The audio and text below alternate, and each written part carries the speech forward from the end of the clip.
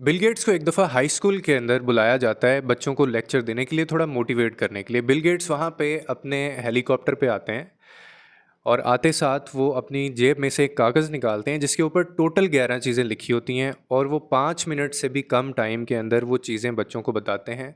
और उसके बाद जितने भी लोग उनको सुन रहे होते हैं वो 10 मिनट लगातार तालियां बजाते रहते हैं और उनका शुक्रिया अदा करते हैं। और बिल गेट्स वहाँ पे फिर वापस चले जाते हैं। अब वो 11 चीज़ें थी क्या? कौन सी 11 चीज़ें थीं जिसके ऊपर अवाम ने 10 मिनट तक तालियां बजाईं? वो बहुत दिलचस्प कुछ बातें हैं जो मैं आपके साथ शेयर करना चाहता हूँ, जो ज़िंदगी में आपके भी किसी काम आएंगी।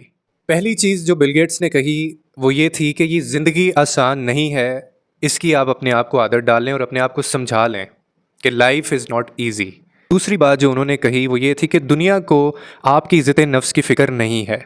इससे पहले कि आप अपने बारे में अच्छा महसूस करें, दुनिया आपसे इसके लिए कुछ मुफीद काम करने की तवक्को रखती है। फिर उन्होंने एक मिसाल दी।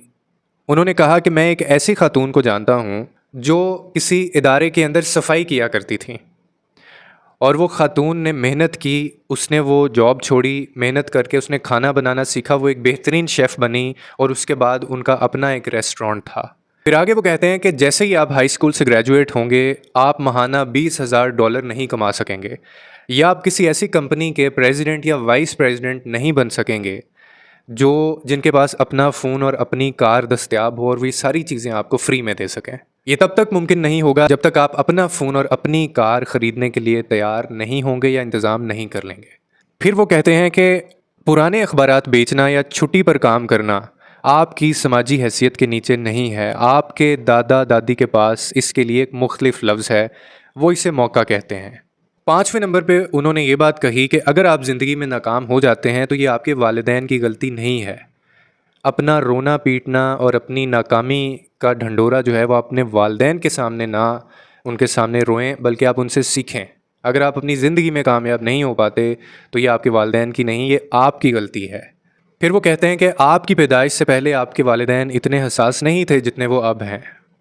इन्हें आपके बिल अदा करने से लेके आपके कपड़े धोने तक यही काम करना है, और इसके बाद इन्होंने ये सारी चीज़ें आप पे यानी अगली नस्ल के ऊपर शिफ्ट कर देनी है। अगर आप अपनी वालिदैन की नस्ल की गलतियों को दूर करना चाहते हैं तो अपने कमरे की सफाई आप खुद करना शुरू कर दें। फिर 7वें नंबर पे उन्होंने एक बड़ी दिलचस्प बात की, और वो ये थी, वो कहने लगे कि आप जिस स्कूल में भी पढ़े होंगे, आपके स्कूल ने जीतने वालों और हारने वालों का जो फ़र्क है उसको धुंधला कर दिया होगा। लेकिन हकीकी ज़िंदगी में ऐसा नहीं होता। स्कूल में जीतने वाला या नंबर लेने वाला स्टूडेंट जो है, उसको ये समझा जाता है कि वो ज़िंदगी में भी कामयाब होगा, लेकिन हकीकी ज़िंदगी ये नहीं है। ज़िंदगी की दौड़ और ज़िंदगी की जो रेस है वो कुछ और है, और वो आपको किसी और तरह से जज करती है। बेतहाशा ऐसे लोग जो स्कूल कॉलेज नहीं जा सके या ड्रॉप हो गए, वो एजुकेशन छोड़ दी उन्होंने, लेकिन वो पूरी दुनिया को आज चला रहे हैं। और 8वें नंबर पे वो कहते हैं कि ज़िंदगी सेमेस्टर्स की तरह नहीं है जैसे आपकी एजुकेशन है। ये एक ही दफ़ा आपको मिलेगी और ये एक ही मौका आपको देगी। आपको ज़िंदगी में हर बार गर्मियों की छुट्टियां नहीं मिलेंगी। आपको जो करना है, आपके पास कभी कभार सिर्फ एक ही मौका होगा, जैसे एक ज़िंदगी, और उसी को आपने अवेल करना है। इसीलिए इस ज़िंदगी से भरपूर फ़ायदा उठाइए। और 9वें नंबर पे उन्होंने जो बात की वो ये थी कि टेलीविज़न के ऊपर जो दिखाया जाता है या टीवी के ऊपर जो दिखाया जाता है, ये हकीकी ज़िंदगी नहीं है, बल्कि हकीकी ज़िंदगी में लोगों को बार या क्लब छोड़कर काम पर जाना पड़ता है। आपको भी जाना पड़ेगा। और 10वें नंबर पे उन्होंने जो बात कही वो ये थी, वो कहने लगे कि वो तमाम लोग जो आपको नालायक समझते हैं या गधा समझते हैं, उनको समझने दें।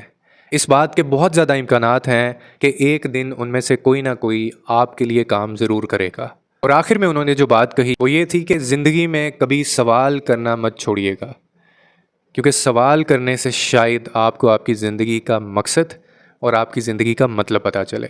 बिल गेट्स ने ये सारी बातें स्टूडेंट्स को कहीं 10 मिनट तक उनको दाद और तालियों की गूंज में शामिल किया गया, और उसके बाद उन्होंने वो जो कागज़ था उसको अपनी जेब में डाला और वो वापस चले गए। उम्मीद करता हूँ आपको इस वीडियो से कोई ना कोई अंडरस्टैंडिंग मिली होगी। लोगों के लिए आसानियाँ पैदा करें, रब आपके लिए आसानियाँ पैदा करेगा।